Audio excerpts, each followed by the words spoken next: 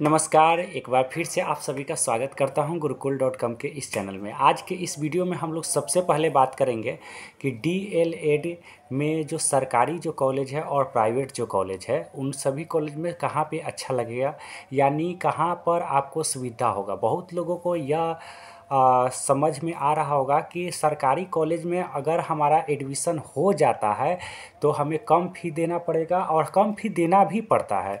यह पूरी तरह से सब कोई को पता है, लेकिन एक बात ध्यान में रखिएगा कि कम फ़ी देने के मतलब ये नहीं है कि हमें सिर्फ़ और सिर्फ कॉलेज को ही कम फ़ी देना पड़ेगा, यानी आउट खर्चा नहीं हो।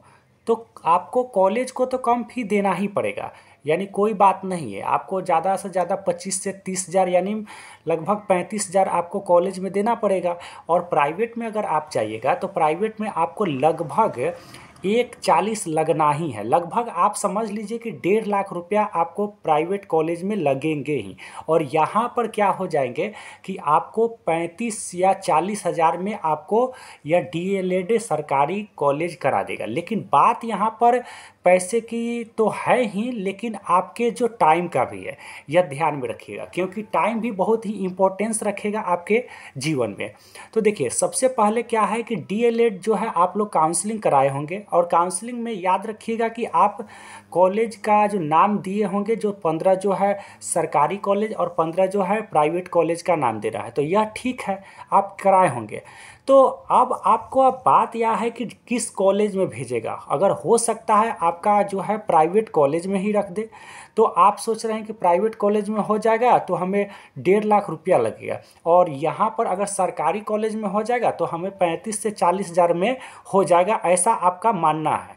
तो लेकिन देखिए, ऐसा कुछ भी ऐसा बात नहीं है। आप इस बात को आप अपने माइंड से निकाल दीजिए कि आपका 35 से 40 हज़ार में हो जाएगा, ऐसा कभी नहीं होने वाला है। सोच लीजिए, जो भी डीएलएड आप जब एग्ज़ाम दीजिएगा तो वह जो है जो कॉलेज मिलेगा, काउंसलिंग कराइएगा, उसके बाद जो 29 तारीख को जो आने वाला है, 29 जून को, 29 जून या 2-3 तारीख तक आ ही जाएंगे, जुलाई तक। तो उस जब काउंसलिंग जब कराएं, जब काउंसलिंग होगा उस समय क्या होगा कि आपको कॉलेज जो है चुनने के जो ऑप्शन तो आप डाल ही दिए होंगे, लेकिन जो कॉलेज आएगा उसमें याद रखिएगा कि हो सकता है आपके परसेंटेज के ऊपर, मान के चले कि आपको 60 है, आपको 70 है, 80 है, तो यह ध्यान में रखिए कि आपको 60 है या 70 है तो आपको जो सरकारी कॉलेज नहीं मिलेगा, ऐसा आप अपने माइंड से निकाल दीजिए। आपको भी मिल सकता है सरकारी कॉलेज, यह ध्यान में रखिएगा। बहुत लोगों का मानना है कि सरकारी कॉलेज जो है 60-65 वाले को नहीं मिलेंगे, नहीं, ऐसा नहीं है। आप अगर साइबर वाले के पास चले जाओ तो लगभग जो है जितना लोग जो है डीएलएड का एग्ज़ाम दिया था, उसमें से बहुत सारे लोग ऐसे हैं जिनका पास एडमिट कार्ड नहीं है। याद रखिएगा, जिनके पास एडमिट कार्ड नहीं थी और काउंसलिंग कराते समय एडमिट कार्ड की ज़रूरत थी, तो वह लोग जो है नहीं करा पाए। समझ लीजिएगा, काउंसलिंग वो लोग नहीं करा पाए।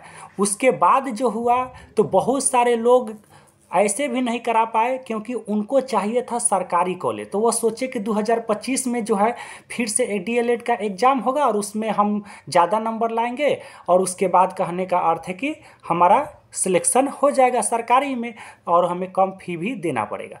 और थर्ड बात तो यह है कि इसलिए लोग भी नहीं करवा पाया क्योंकि जो है 2023 में और 2022 का अभी तक अगर जो है मैट्रिक का जो है ना और इंटर का जो ओरिजिनल मार्कशीट है और सर्टिफिकेट है, वह जो है अभी तक उपलब्ध उनको हुआ ही नहीं है। और अभी जो काउंसलिंग कराते समय क्या है, ओरिजिनल जो है मार्कशीट और ओरिजिनल जो सर्टिफिकेट की ज़रूरत पड़ रही है। तो ये जब होगी ही नहीं तो 23 वाला और 22 वाला तो छोड़ ही देगा। तो आप कभी भी आप ये नहीं समझिए कि आपका जो है ना वह सरकारी में नहीं होगा, सरकारी में आपका भी होगा। लेकिन ध्यान देने योग्य बात क्या है जो मैं आपको बता रहा हूँ, आप अगर आप इन सभी बातों को ध्यान से सुनेंगे ना तो आपके अंदर से जो भी डीएलएड के प्रति, जो भी एग्ज़ाम देने के प्रति, चाहे जो भी है आपका एडमिशन होने का जो भी सुझाव है, वह सुझाव का सारा जानकारी आपको यहाँ पर क्लियर हो जाएगा। तो अब वो लोग तो नहीं करवा पाएंगे। तो इससे क्या होगा कि सरकारी के साथ साथ, याद रखिएगा, कितना भी दिया है एग्जाम कोई, वह छोड़ दीजिए, सरकारी के साथ साथ जो प्राइवेट जो कॉलेज है वो लोग के पास भी सीट उपलब्ध है आपको सरकारी में ले जाने के लिए। तो अगर आपके पास आपका नंबर 55 है, 60 है, 70 है, तो आपको भी पूरी तरह से क्लियर है कि आपका भी हो सकता है जाए कहाँ, सरकारी में। लेकिन सरकारी का में चला गया, ठीक है, लेकिन यहाँ पर ध्यान देने योग्य बात यह है कि सरकारी में चला तो गया, क्या 35 या 40 हज़ार में हमारा पूरा हो जाएगा? बात यहाँ पर यह है कि क्या हमारा 35 से 40 हज़ार में पूरा हो जाएगा? ऐसा कभी संभव होता ही नहीं है। सबसे पहले तो जो भी स्टूडेंट होंगे उनको कम से कम 50 से 60 किलोमीटर, 80 किलोमीटर भी हो सकता है, याद रखिए, वहाँ तक भेज सकता है आपको, वहाँ तक भेज सकता है। अब बताइए कि रोज डेली आप 50 किलोमीटर आएंगे और जाएंगे। अगर हो सकता है कहीं ना आपको दे दिया जाए कहाँ, सरकारी में। और सरकारी में तो नियम ही है कि पूरी तरह से अटेंडेंस बनना चाहिए, अगर आपका हर दिन का हाजिरी बनना चाहिए। क्योंकि जो 40 हज़ार में करवा रहा है, 35 हज़ार में जो करवा रहा है, क्या आपका अटेंडेंस कहा जाए पूरी तरह से वह समझेगा कि नहीं?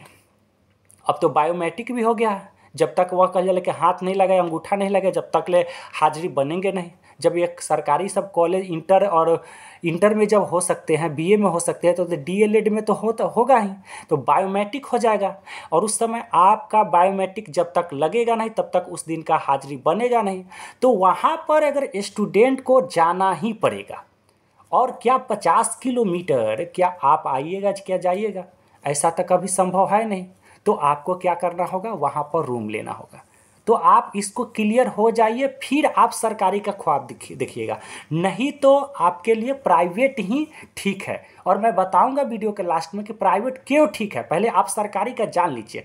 बहुत लोग उतावला हो रहे हैं कि सरकारी में हमारा मिल जाता है, या आगे के साल भी हमारा सरकारी में हो जाएगा, 35 से 40 हज़ार में हो जाएगा। तो ऐसा संभव है ही नहीं, क्योंकि जो लोग फ्री में कराएंगे, जो सरकारी जो है सीट पर आपको बैठाएंगे, वो आपसे डेली आपका आना जाना खोजेंगे। अब आप डेली जाइएगा नहीं, हो सकता है नहीं जाइएगा, नहीं ही जाइएगा, क्योंकि 50 किलोमीटर आना और 50 किलोमीटर जाना आपके लिए पॉसिबल है नहीं। तो आप क्या कीजिएगा, वहाँ पर रूम लीजिएगा ना, आपको रूम लेना ही पड़ेगा। और जब आप रूम लीजिएगा तो वहाँ पर क्या होगा, वहाँ पर आपका रूम रेंट लगेगा।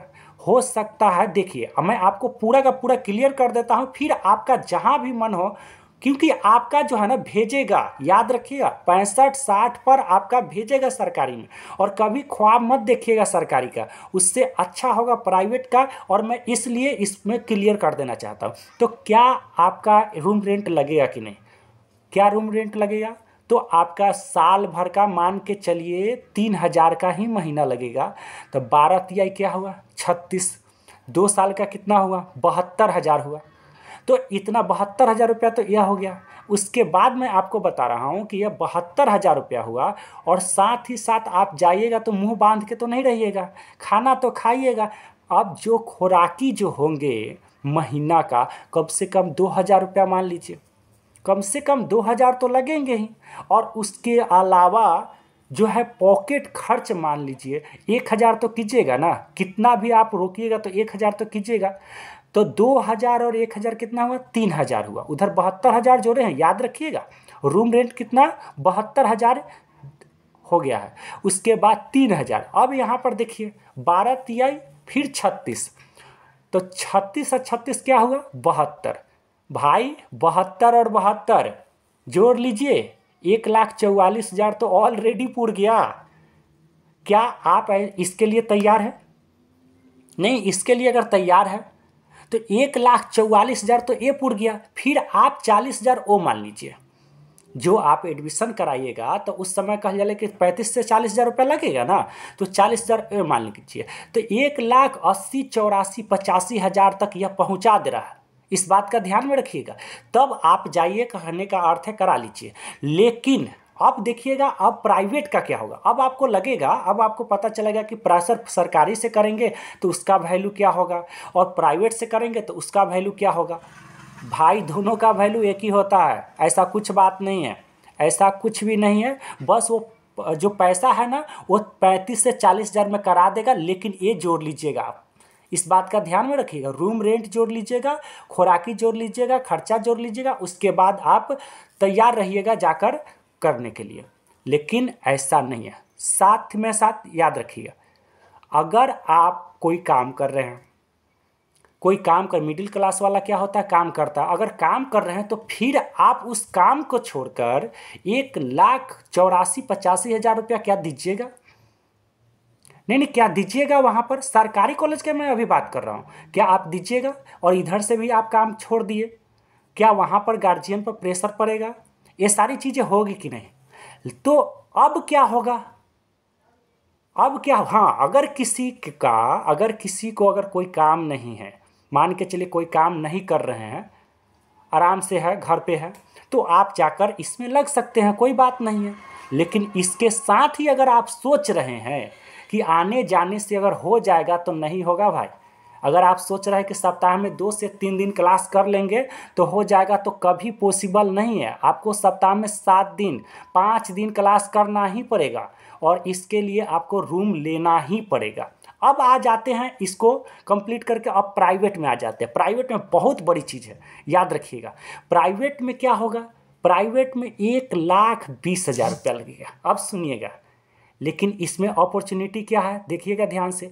इसमें क्या है कि 1,00,000 जो है 20,000 रुपया जो लगेंगे, इसमें बहुत बढ़िया, ये बहुत बढ़िया है। मैं इसलिए कह रहा हूँ क्योंकि 1,85,000 पहुँचा था और ये जो है आपको क्लास नहीं करना है। अब आप सिर्फ और सिर्फ एग्ज़ाम के समय जाइएगा, जो नोटिफिकेशन निकलेगा कॉलेज के तरफ से उस नोटिफिकेशन को पूरा करने के लिए आप सिर्फ जाइएगा कॉलेज। तो आप सोचिए कि ज़्यादा से ज़्यादा आपको जाना पड़ेगा साल में तो 2 से 3 बार जाना पड़ेगा। तो क्या कुछ दिक्कत नहीं है? आप ऐसे भी घूमते चले जाओगे तो कोई दिक्कत नहीं है। और उस समय आपको 1,20,000 रुपया में कंप्लीट करा देगा यह DLED एग्ज़ाम, याद रखिएगा, कोई दिक्कत नहीं होगा। हाँ, दोनों का जो है सर्टिफिकेट का अहमियत एक ही होता है, बस पैसे की बात होती है। और वहाँ पर अब आप काम ही भी कर रहे हो, अपने घर पर हो, अपने काम कर रहे हो, देखभाल कर रहे हो, ये सारी चीज़ें हैं, इनसे भी पैसा आ रहा है। और वो पैसा आप कहाँ इन्वेस्ट करोगे? इसमें इन्वेस्ट करोगे। लेकिन आप DLED अगर सरकारी करोगे तो क्या 1,84,85,000 रुपया देने के लिए तैयार हो? अगर ऐसा है तो आप सरकारी कर सकते हो, और नहीं तो आपके लिए बेस्ट है प्राइवेट। इस साल नहीं 25 में, 25 में नहीं 26 में, लेकिन जब भी करो तो क्या करो? प्राइवेट से ही करो। यह आपके लिए बहुत बड़ी चीज़ होगी। नहीं तो आपका कहने का अर्थ है 35 से 40 हज़ार में आप भूल जाइए, ऐसा कभी होगा ही नहीं।